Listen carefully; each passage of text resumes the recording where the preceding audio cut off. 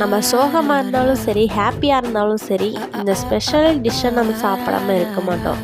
பண்ணலாமா பிரியாணி? வாங்க பண்ணலாம்.